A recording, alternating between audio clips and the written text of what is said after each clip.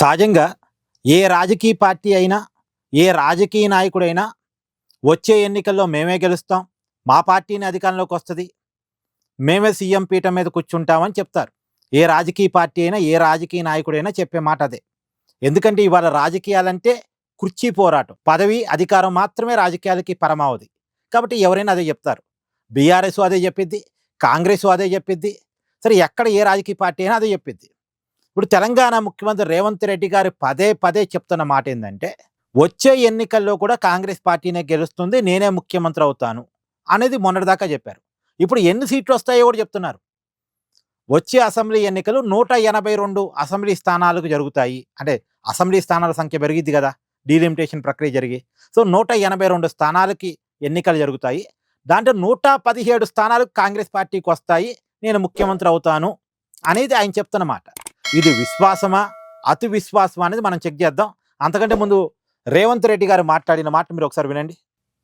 రాసుకోండి, 117 అంటే 117 శాసన సభ్యులను గెలిపించుకొని రెండవసారి తెలంగాణ రాష్ట్రంలో ప్రజాపాలనను, కాంగ్రెస్ ప్రభుత్వాన్ని గెలిపిస్తాం.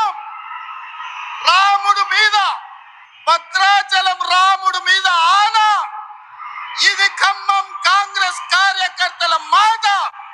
ఈ రోజు చెప్తున్నా, 182 శాసనసభ నియోజకవర్గాలలో 117 సీట్ల పైన గెలిచి 117 మీడియా మిత్రులారా రాసుకోండి, 117. సో చాలా విశ్వాసంగా చెప్తున్నాడు ఆయన, 117 స్థానాలు వస్తాయి అనేది. బట్ రియాలిటీ ఎలా ఉందా? రియాలిటీలో రేవంత్ రెడ్డి గారి ప్రభుత్వం మీద వ్యతిరేకత ఉంది. మరి ఆ వ్యతిరేకతను రేవంత్ రెడ్డి గారు గమనిస్తున్నారా లేదో తెలియదు. కాకపోతే వ్యతిరేకత ఉన్నమాట వాస్తవం, అది సరి చేసుకునే అవకాశం కూడా రేవంత్ రెడ్డి గారికి ఉంది. ఎందుకంటే ఎన్నికలు ఇప్పుడు కాదుగా, 2028 నవంబర్ ఆ సమయంలో ఎన్నికలు ఉంటాయి. ఇంకా 2 సంవత్సరాలు పైగా సమయం ఉంది. కాబట్టి తన మీద ఉన్న వ్యతిరేకతని రేవంత్ రెడ్డి సరి చేసుకోవచ్చు.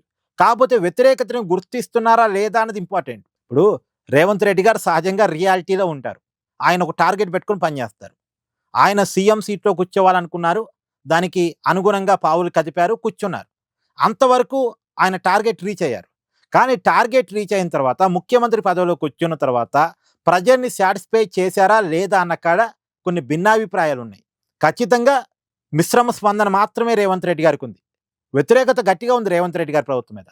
అయితే ఆ వ్యతిరేకతని సరి చేసుకునే సమయం అయితే ఉంది కాబట్టి ఆ వ్యతిరేకతని ఆయన గుర్తిస్తే సరి చేసుకోవచ్చు. బట్ గుర్తిస్తున్నారా లేదా తెలియదు. అదొక్కటి సరి చూసుకోవాలి. ఒకవేళ వ్యతిరేకతను సరి చేసుకుంటే సెకండ్ టైం పవర్లోకి రావచ్చు. కానీ ఈ వ్యతిరేకత ఇలాగే కంటిన్యూ అవుతే మాత్రం కాంగ్రెస్ మళ్ళీ గెలవటం, రేవంత్ రెడ్డి గారు మళ్ళీ ముఖ్యమంత్రి కావటం కష్టం అవుతుంది. అది మాత్రం నిజం. ఇక్కడ మీ అభిప్రాయాన్ని కూడా కామెంట్ చేయండి. Thank you. Please do like, share and subscribe this channel.